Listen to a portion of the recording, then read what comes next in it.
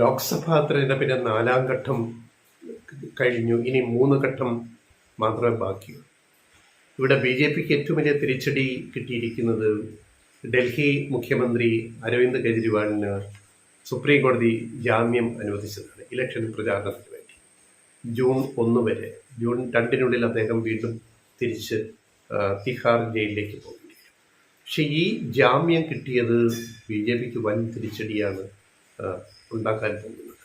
കാരണം 50 ദിവസം ജയിലിൽ കിടന്നിട്ടാണ് ഈ രാജ്യത്തെ ഒരു സംസ്ഥാനത്തിൻ്റെ മുഖ്യമന്ത്രി 50 ദിവസം ജയിലിൽ കിടന്നിട്ടാണ് കഴിഞ്ഞ ദിവസം പുറത്തിറങ്ങിയത്. ഒരു വലിയ സ്വീകരണമാണ് അരവിന്ദ് കെജ്രിവാളിന് കിട്ടിക്കൊണ്ടിരിക്കുന്നത്. അദ്ദേഹം ഡൽഹി കേജ്രിവാളും കോൺഗ്രസ് സഖ്യം AAP കോൺഗ്രസ് സഖ്യം തൂത്തുവാരും. ഇപ്പം ജയിച്ച 7 സീറ്റും ഇപ്പം ബി.ജെ.പി ജയിച്ച ഡൽഹിയിലെ 7 ലോക്സഭാ സീറ്റും ബി.ജെ.പിക്ക് നഷ്ടപ്പെടും. ഒരു കാര്യം സംശയം കരുതി വേണ്ട. പിന്നെ അവിടെ നിന്നത് നിൽക്കില്ല. ഇനി ഇലക്ഷൻ നടക്കാനിരിക്കുന്ന ഈ അടുത്ത 3 ഘട്ടത്തിലെ പഞ്ചാബ്, ഹരിയാന, അതുപോലെ ഹിമാചൽ പ്രദേശ് തുടങ്ങിയ സംസ്ഥാനങ്ങളിലും കേജ്രിവാളിൻ്റെ ഈ വരവും ഈ കാമ്പയിനും, കാരണം ഇലക്ഷൻ പ്രചാരണത്തിന് വേണ്ടിയാണ് സുപ്രീം കോടതി കേജ്രിവാളിന് ജാമ്യം അനുവദിച്ചിരിക്കുന്നത്. അതുതന്നെ ഒരു മെസ്സേജാണ്. നിങ്ങൾ പോയി കാമ്പയിൻ ചെയ്യൂ എന്നാണ്. അതുതന്നെ ബി.ജെ.പിക്ക് വൻ തിരിച്ചടി ഉണ്ടാക്കിയിരിക്കുകയാണ്. അപ്പോൾ AAPക്ക്, ആം ആദ്മി പാർട്ടിക്ക് സ്വാധീനമുള്ള പഞ്ചാബിൽ അവർ ഭരിക്കുന്നു. അതുപോലെ ഹരിയാനയിൽ AAPക്ക് വൻ മുന്നേറ്റമുണ്ട്. അതുപോലെ ഹിമാചൽ പ്രദേശ്, ആ ഒരു ഡൽഹി അനുബന്ധിച്ചുള്ള ആ ഹിന്ദി ബെൽറ്റിൽ വലിയൊരു കാമ്പയിനാണ് കേജ്രിവാൾ നടത്താൻ പോകുന്നത്. അത് ബി.ജെ.പി ഏറ്റവും ഭയപ്പെടുന്നത് ഈ ഇലക്ഷനിൽ ഇപ്പോൾ കേജ്രിവാളിനെയാണെന്ന കാര്യത്തിൽ ഒരു സംശയവും വേണ്ട. മാത്രമല്ല അവിടെ ഒതുങ്ങുന്നില്ല. അദ്ദേഹം ഇപ്പം പ്രഖ്യാപിച്ചിരിക്കുന്നത് അദ്ദേഹം മറ്റ് സംസ്ഥാനങ്ങളിലും ഒരു വൻ പര്യടനത്തിന് പോകാൻ പോവുകയാണ്, ജയിലിൽ തിരിച്ചു പോകുന്നതിന് മുമ്പായിട്ട്.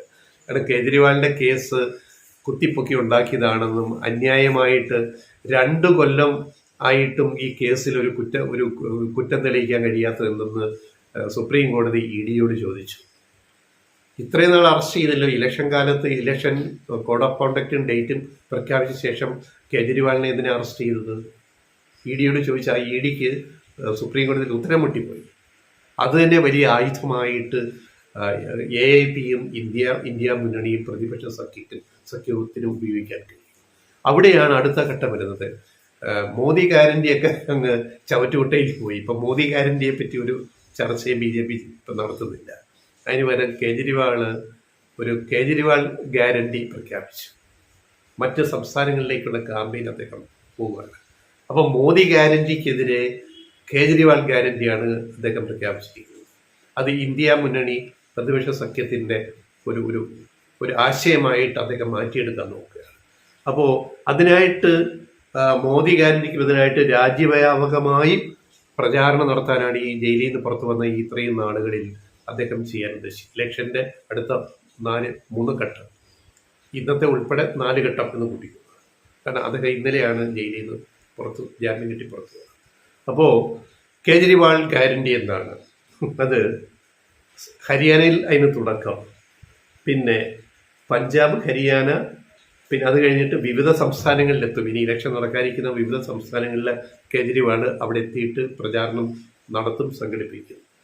അപ്പോൾ ഇതിനകത്ത് അദ്ദേഹം പറയുന്നത് 75 വയസ്സായ മോദിക്ക് റിട്ടയർമെൻ്റ് ഇല്ലേ? മോദി പ്രധാനമന്ത്രിയായിട്ട് മറ്റുള്ളവരെ മൂലക്കിരുത്തിയില്ലേ? 70 വയസ്സ് കഴിഞ്ഞവരെ, 75 വയസ്സ് കഴിഞ്ഞവരെ എന്ന് വെച്ചോ, അല്ലെ 70 കഴിഞ്ഞവരെ ലാൽകൃഷ്ണ അദ്വാനിയെ ഒതുക്കി മൂലക്കിരുത്തി, മുരളി മനോഹർ ജോഷിയെ ഒതുക്കി മൂലക്കിരുത്തി. ബി.ജെ.പിയിലെ തനിക്ക് ഭീഷണിയാകാമായിരുന്ന എല്ലാ നേതാക്കളെയും പ്രായപരിധി പറഞ്ഞ് മൂലക്കിരുത്തിയ ആളാണ് ആര്? നരേന്ദ്രമോദി. അപ്പം നരേന്ദ്രമോദി അടുത്ത പ്രധാനമന്ത്രിയായാൽ അത് കഴിഞ്ഞാൽ പെട്ടെന്ന് അദ്ദേഹം സ്ഥാനം ഒഴിഞ്ഞിട്ട് അമിത്ഷായ്ക്ക് പ്രധാനമന്ത്രി സ്ഥാനം കൊടുക്കും. അവിടെ യോഗി ആദിത്യനാഥിന് ഒന്നും കിട്ടാൻ പോകില്ല.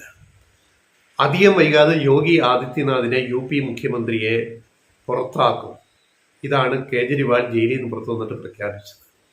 ഇതൊരു മണ്ടൻ പ്രസ്താവനയായിട്ട് നമ്മൾ കാണേണ്ട. കാരണം മോദിക്ക് മനസ്സിലായി മോദിയുടെ അടുത്ത ഭീഷണി, മോദിയുടെ കസേരയുടെ ഭീഷണി ആരാന്ന് വെച്ച് കഴിഞ്ഞാൽ യോഗി ആദിത്യനാഥ് UP മുഖ്യമന്ത്രിയാണ്. അപ്പോൾ ആദിത്യനാഥിനെ ഒതുക്കണം. ഒതുക്കാനുള്ള എല്ലാ കാര്യങ്ങളും അണിയറയിൽ ഒരുക്കി വെച്ച് കഴിഞ്ഞു നരേന്ദ്രമോദി. പകരം എൻ്റെ സ്വന്തം ഇഷ്ടക്കാരൻ BJP ജയിച്ചു വന്നിട്ട് ഞാൻ വീണ്ടും മൂന്നാമതും പ്രധാനമന്ത്രിയായിട്ട് കുറച്ച് നാൾ കഴിയുമ്പോൾ എൻ്റെ ഇഷ്ടക്കാരൻ അമിത്ഷായെ ഞാൻ പ്രധാനമന്ത്രി സ്ഥാനം ഞാൻ ഏൽപ്പിച്ചിട്ട് അമിത്ഷായിലൂടെ ഞാൻ തന്നെ ഇന്ത്യ ഭരിക്കും. ഈ അജണ്ടയാണ് കേജ്രിവാൾ ഇപ്പോൾ പുറത്തുവിട്ടിരിക്കുന്നത്. അപ്പോൾ ഇവിടെ ഇപ്പോൾ ഉറക്കമില്ലാ രാത്രികൾ വന്നിരിക്കുന്നത് യോഗി ആദിത്യനാഥിനാണ്, യു പി മുഖ്യമന്ത്രിക്കാണ്. ഇത് BJPക്കുള്ളിൽ വലിയ ചർച്ചയും പ്രശ്നങ്ങളുമാക്കി വളർത്തിയെടുക്കാൻ ഒരൊറ്റ ദിവസം കൊണ്ട് കേജ്രിവാളിന് സാധിച്ചു എന്നുള്ളതാണ് ഏറ്റവും വലിയ അദ്ദേഹത്തിൻ്റെ വിജയം.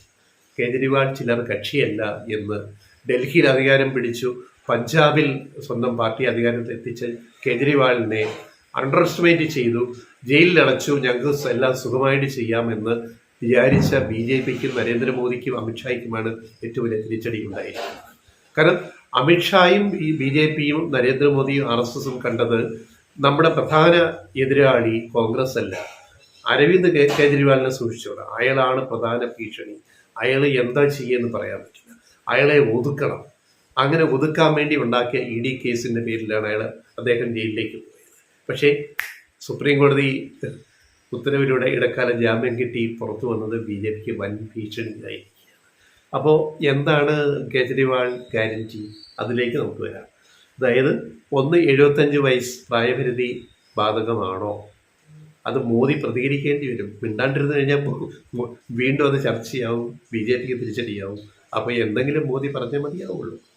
പിന്നെ മറ്റ് കാര്യങ്ങൾ അദ്ദേഹം പറഞ്ഞത്, രാജ്യത്ത് 24 മണിക്കൂർ വൈദ്യുതി വിതരണം തടസ്സമില്ലാതെ ഗ്യാരണ്ടി, കേജ്രിവാൾ ഗ്യാരണ്ടി.